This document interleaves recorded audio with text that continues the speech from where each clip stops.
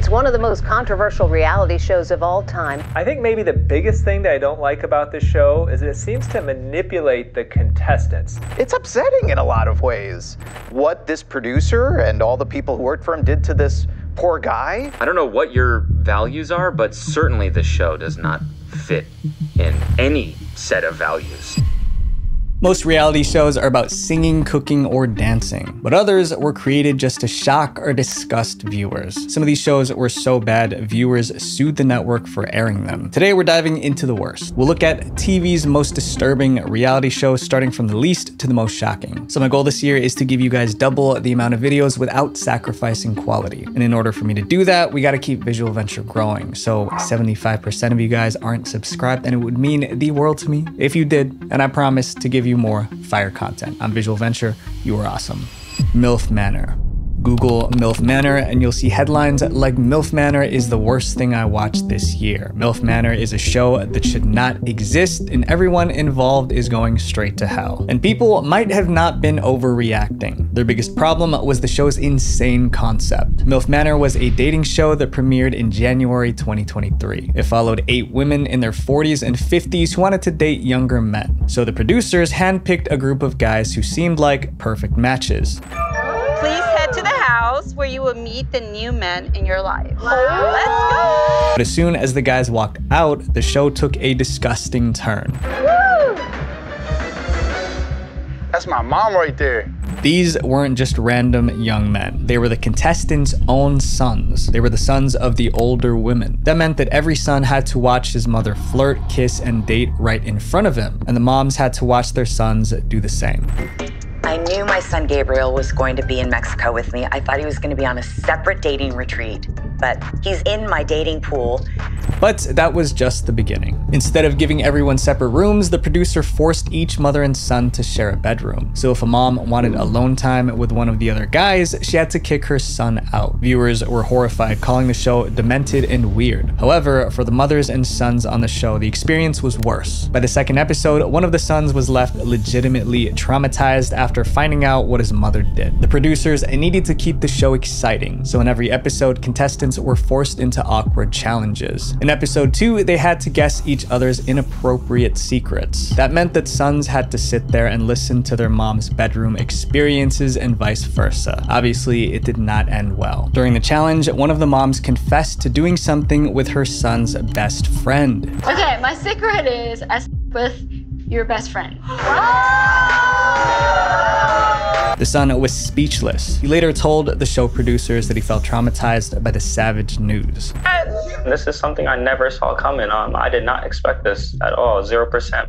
That scene went viral and got everyone talking. Someone tweeted the pain in his face when his mom reveals her secret. MILF Manor is going to ruin these families. But instead of hurting the show, the negative publicity helped it grow. Soon, MILF Manor was one of the most popular shows of 2023. It was a train wreck, impossible to watch, yet impossible to look away from. This tweet said it best: MILF Manor being the single most demented, sick, and twisted television show put in television in the past 20 years. OMG, I will be seated for every episode. The first season, which aired on TLC, accumulated more than 45 million views. But people weren't watching because they liked MILF Manor. They watched just to complain. It seems to be unanimously the most and show I've ever seen. But the backlash didn't stop the producers from releasing MILF Manor Season 2 in 2024. This time, the single women were pursued by younger men and their fathers. Still weird, but in a different way. MILF Manor has a 14% rating on Rotten Tomatoes. And although it hasn't been confirmed, there's a chance MILF Manor Season 3 is already in the works. The show was a train wreck, but the worst part, these women had no control over their privacy. And that's not just a reality TV problem, it is an internet problem. Data brokers sell our personal information without us even knowing. You could go to any data broker website right now and buy anyone's data for a few bucks. I don't know why, but it is completely legal. I've literally been a victim of this. My personal information was floating around on the internet, and when people found it, it turned into a terrible situation. So I tried removing my data from every site that sold it, but after long hours, I only deleted like 5% of my personal information online. That's where today's sponsor, Aura, comes in.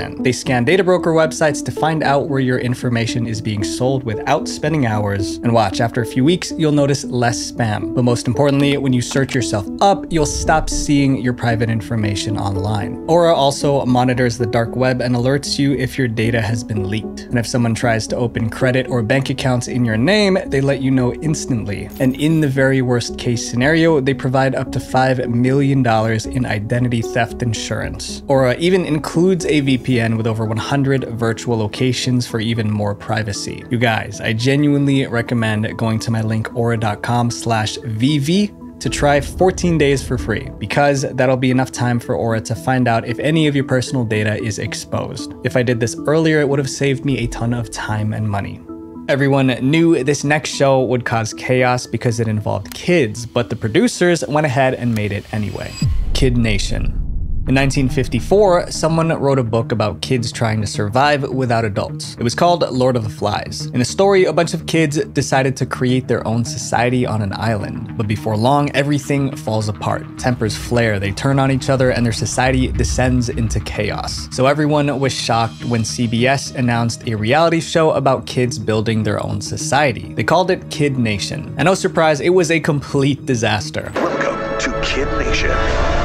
Kid Nation was filmed in an empty town in New Mexico. 40 of America's smartest children were dropped off and told to run the town for 40 days. There were no adults to help them, just a camera crew who stayed out of the way. The kids were between the ages of 8 to 15. Imagine a world with no adults. Just 40 kids with a chance to build their own society. Our work is cut out for us. City kids, country kids, rich, poor, and everything in between. At first, it felt like an adventure. The kids were in charge, making their own rules. But then, everything started to go wrong. The problem started on day 1. As soon as they arrived, the kids were given their first physical challenge: haul all of their food and supplies to the abandoned town in the middle of the desert heat. But that was just the tip of the iceberg. I'm not gonna be with my parents, there's no adults, and I think I'm gonna die out here because there's nothing. When it was bedtime, they were given paper-thin, dirty mattress pads to sleep on. Food wasn't any better. They were only given canned goods and dried beans and had to learn how to prepare their own meals. Well, when we first started planning for dinner, I realized that a lot of us haven't done anything like this before. Then there was the issue of medical care. With no parents around, they were left to treat their own injuries. Medics were on standby, but they only stepped in when things got really bad. With each passing day, Kid Nation got more chaotic. Kids ate with their hands because there were no clean dishes. Fights broke out, and someone was always complaining about something. I don't see any food. No food. It looks like all our laundry and all our water is frozen in.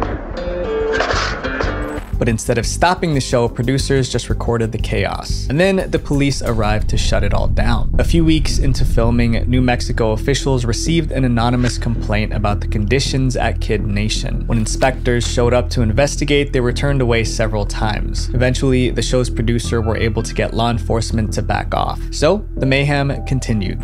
I think the town definitely really needs some law and order because the people are just doing whatever they want, whenever they want. The kids formed their own government by electing a town council, but all it did was create new problems and fights. I find that really funny that you say you were nice to everybody on day 1. You treat me like I'm not gonna treat you good. The show lasted 6 weeks, but if things got too intense, any child could choose to go home. So 3 kids quit before the show officially ended. Kid Nation finally aired on CBS in September 2007, and it caused an uproar. Viewers weren't just shocked, they accused the show of breaking the law. Child safety advocates accused the show of violating child labor laws. But the network saw this coming and made sure they were protected. CBS defended Kid Nation, claiming the set was more like a summer camp rather than a place of employment. Before filming, they also had the kids' parents sign a 22-page waiver giving up all rights to sue. Still, viewers complained that this show was too reckless and that contestants could have been seriously hurt. The backlash was so intense that CBS never made a second season. This next show took the idea of beauty and pushed it way too far. The Swan.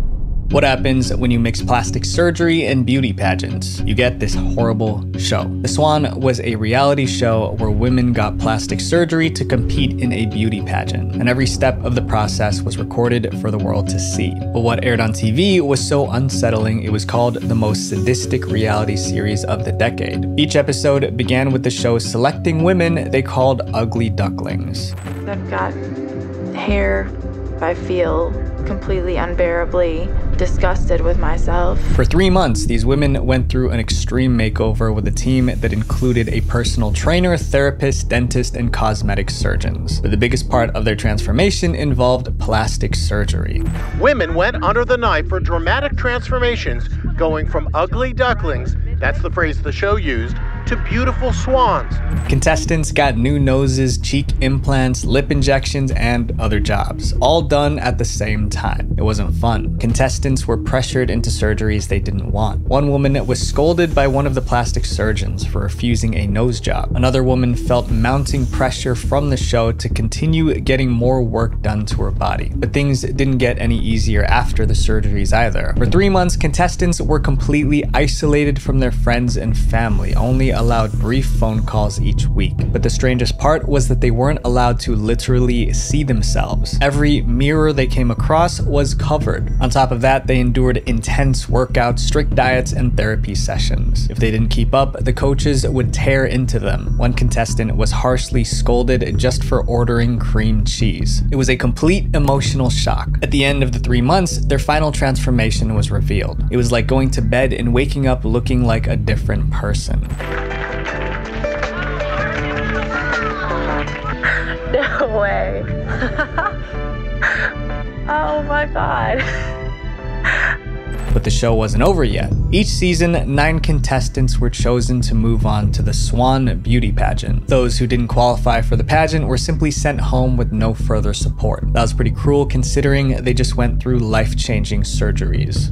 And the people that they bring on to the show to undergo all these procedures do have sometimes profound psychological issues that they need help to work through. And this is not something that you can do in a 2.5-month program. Some contestants later said they struggled with depression after the show ended, but the show didn't care. They focused on the women who made it to the Swan pageant. And for those women, well, things didn't get any better for them either. Instead of celebrating each contestant's journey, the show turned their transformations into a competition, adding more pressure to an already stressful experience.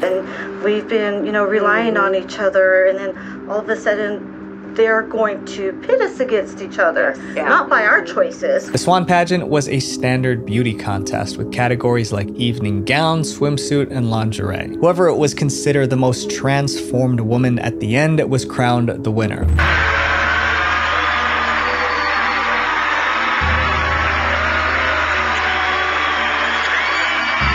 The first season premiered in April 2004, and it was a hit, averaging 9.1 million viewers a week. Despite the high ratings, it also received a ton of negative comments. The show stirred a major controversy, particularly over the ugly duckling crack. Critics called it hurtful and repellent. Mental health experts said it promoted dangerous beauty standards.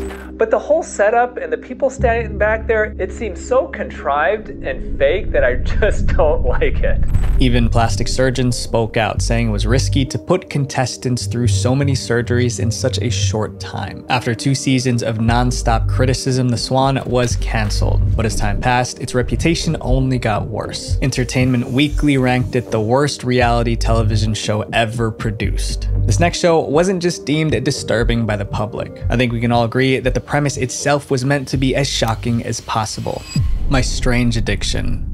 Every episode of My Strange Addiction was either tragic, creepy, or shocking, sometimes all 3. The show traveled across the country searching for people with the strangest addictions imaginable. The producers didn't want common struggles like gambling or substance use. They wanted addictions that would shock viewers to the core. And for 6 seasons, My Strange Addiction delivered exactly that, showcasing the strangest addictions ever seen on TV. One of the most unforgettable episodes followed a woman named Cassie. She recently lost her husband, and in her grief, she became addicted to eating his ashes.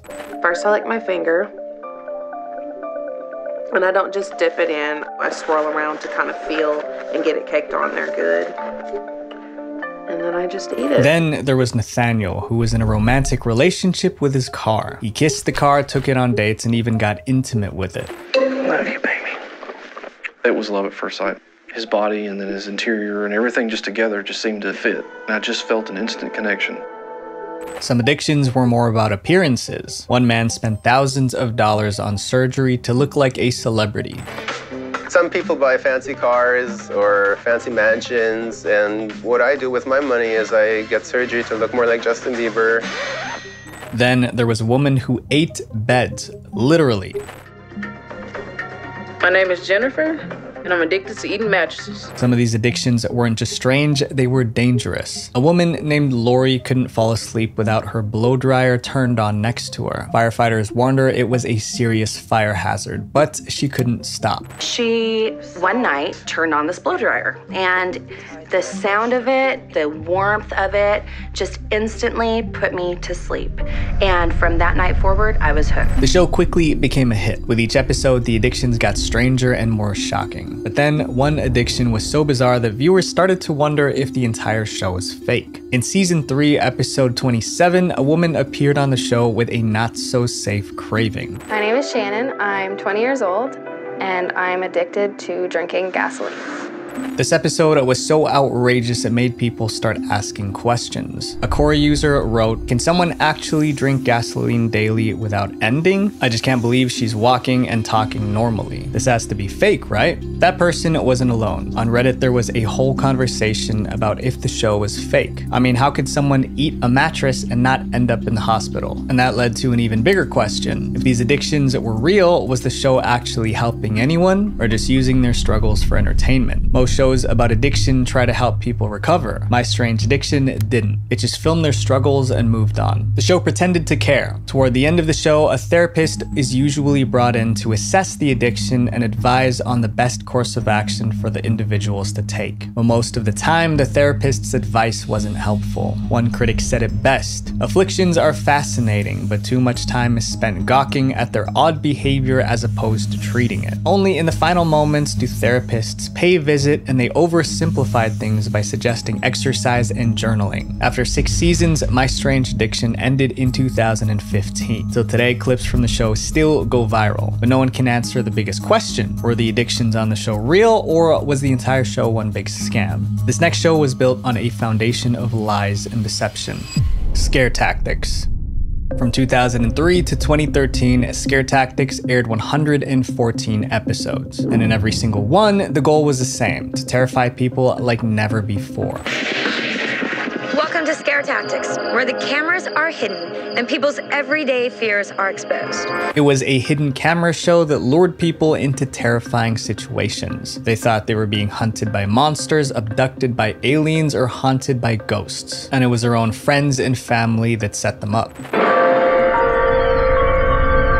Each episode began with a setup. Well, I wanted to set up Ryan tonight on Scare Tactics because he always thinks he is so big and bad, and I just wanted to prove to everyone once and for all, he's not as hardcore as he always thinks that he is. The show went all out, using actors, costumes, and special effects to make everything feel real. The prank always started with something normal, like a job interview or a car ride. Then suddenly things took a terrifying turn. No, I have nothing to do with it. You want my formula? You want my formula? And just when the victim was about to lose it, the actors dropped the iconic line, "You're on Scare Tactics." Because you're on Scare Tactics. Are you serious? Your boyfriend Matt set you up. One of the worst pranks involved a rat monster experiment. The person being set up was hired as an assistant in a mysterious lab. Everything seemed fine until one of the experiments escaped. There's like a little monster man running around in here. What was it? Most viewers thought it was hilarious. Some felt the show was going too far with their scares. And then one day, Scare Tactics scared someone so much she sued the show. In March 2002, Scare Tactics picked their next target, Cara Blanc, a grade school teacher. With help from her friends, they lured Cara to an isolated location. Then out of nowhere, an actor in an alien costume jumped out. Cara panicked. The alien chased her everywhere. At the last second, the actors revealed it was all fake. Everyone else laughed laughed, but Kara wasn't amused. She was furious and she wanted payback. Kara sued the show, claiming that she had to be hospitalized for physical injuries as well as severe emotional distress. She also asked the court to stop her episode from ever airing. In the end, Scare Tactics paid Kara a low 7-figure sum and her episode was never shown. Since then, more people have complained about the show, raising points like, what if someone had a medical condition? What if they fought back and hurt the actors? But everyone was usually always fine in the end. Even the ones who cried usually laughed when they realized it was all fake. So far, there's been 5 seasons of Scare Tactics, and in October 2024, it was revived for a 6th season. Laugh it up. You could be next. I admit, I used to watch this next show back in the day, and I'm surprised it wasn't canceled. Fear Factor. Fear Factor made people face their worst fears for a chance to win $50,000 US. But these weren't ordinary fears, they were extreme. You're gonna climb that 110-foot tower, you will walk to the edge of the platform, and you will leap from the edge, grab a hold of that cargo net. You'll be jumping twice your body length. Even the host, Joe Rogan, thought something bad could have happened because the stunts were so risky. Luckily, no one got seriously hurt. Still, a lot of terrible things happened because of Fear Factor. Fear Factor premiered on NBC in June 2001, right when reality TV was starting to take off. NBC wanted a show so wild, so extreme that no one could ignore it. So they created Fear Factor. In each episode, 6 contestants faced 3 scary challenges. If the contestant was too afraid to complete a stunt, they were eliminated. If they failed a stunt, they were eliminated. Before the stunts even started, contestants had to sign a waiver. The waiver stated that no matter what happened, injury or worse, contestants couldn't sue the show. They signed and the madness began. I'm Joe Rogan. This is Fear Factor. The stunts you're about to see were all designed and supervised by trained professionals. They are extremely dangerous and should not be attempted by anyone, anywhere, anytime. Each episode started with a crazy physical challenge. Contestants had to do things like hang upside down over 100 feet in the air. The second challenge always involved something disgusting, and the final stunt was the toughest. It combined fear and physical endurance. Every challenge was intense, but what really made Fear Factor famous were the disgusting challenges. No one was prepared for how wild they were. Extremely nervous because I know it's not gonna be fun. It's gonna be terrifying. In one episode, contestants had to eat sheep eyes. The camera zoomed in, capturing every gag and chew, but they were just getting started. Come on, harness my man up. Give him a helmet. Baby, let's go. Let's do it. Put a helmet on him. We had people fly cars across a train, a moving train. Okay, there's risk involved in that, right? Contestants could back out of a challenge anytime. No one was forcing them, but most refused to quit. However, only one person could win the $50,000 prize. Because of these extreme challenges, Joe Rogan expected the series to be canceled after just a few episodes, but he was wrong. Fear Factor was a massive hit. The first 4 seasons were so popular that it became the first network reality show to be syndicated, which means that it aired on other television networks. The show also made Joe Rogan a household name. Then it finally happened. Fear Factor was sued for an episode that went too far. In January 2005, a 49-year-old man watched an episode where contestants drank blended rats. He was so disgusted that he felt dizzy and lightheaded. In his confusion, he ran into a doorway. He blamed Fear Factor for his injury and sued them for $2.5 million.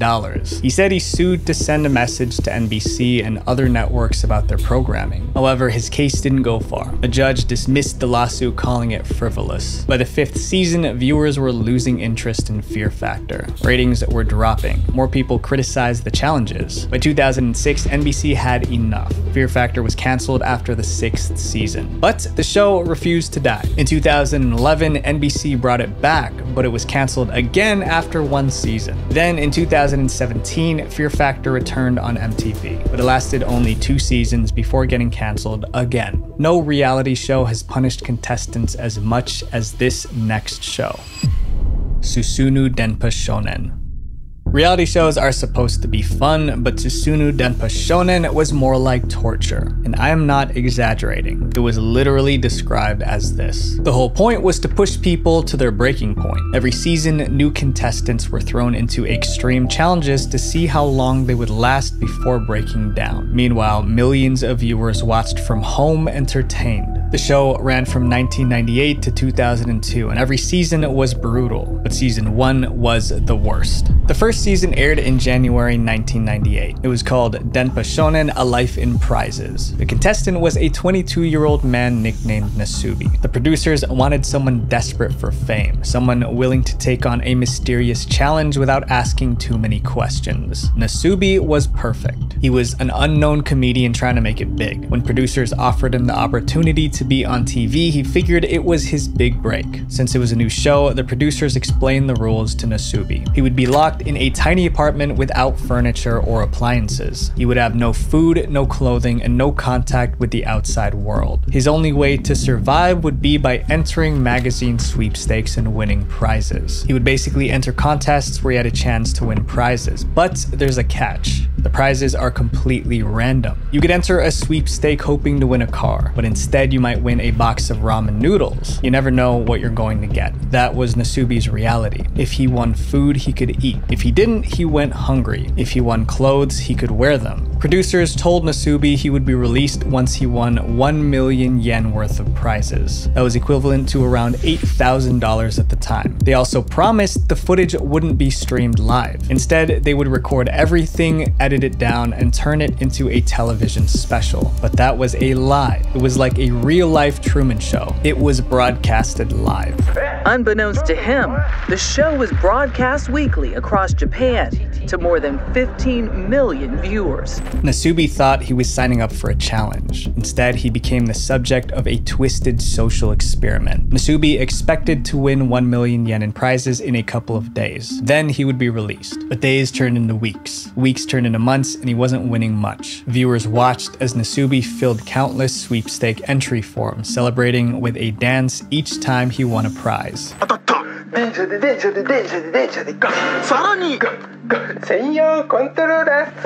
Unfortunately, most of his prizes were bizarre or useless in his situation, like a tent too large to unfold in his room or a bicycle without any space to ride. He barely won food. He sometimes went days without eating, and when Nasubi finally won a piece of meat, he was overjoyed.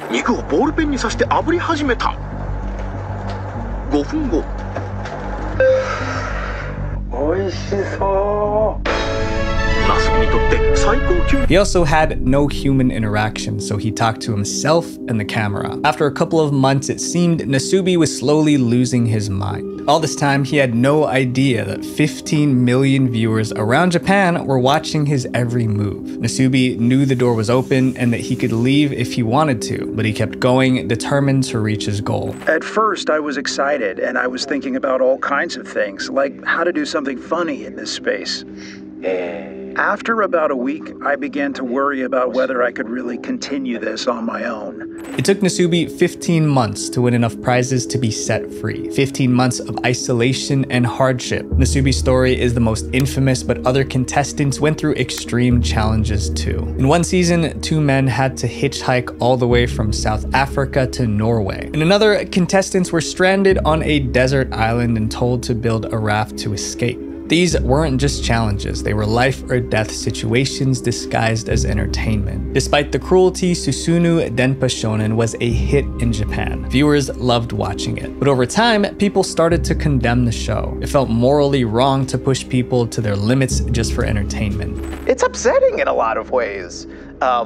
What this producer and all the people who worked for him did to this poor guy. The show finally ended in 2002, but it's considered the ultimate example of how far a reality show will go for attention. Some reality shows take things way too far, and I believe that entertainment should never come at the expense of someone's well-being, because when the cameras turn off, the damage stays. Visual Venture. If you guys like this video, you guys would probably like my video, Documentaries Banned for Being Too Disturbing, right here. Thank you guys for everything. Peace.